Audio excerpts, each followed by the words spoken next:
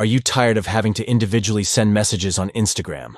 Well, you're in luck because in this video, I'll show you how to forward multiple messages on Instagram on your PC with the new update. Let's get started. First, open your Instagram account and navigate to the Messenger icon located on the left side menu. Tap on it to enter your inbox. Next, select a conversation and scroll through the messages until you find the one you want to forward. Click on the three dots located next to the message, then select the forward option. Now, choose the recipients you want to send the message to and click on Send.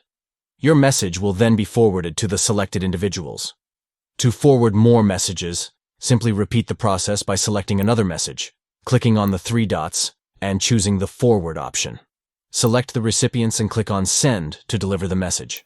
And there you have it. With these simple steps, you can easily forward multiple messages on Instagram on your PC. Say goodbye to the hassle of sending messages one by one. Thank you for watching, and don't forget to like and subscribe for more helpful tips and tricks. See you in the next video.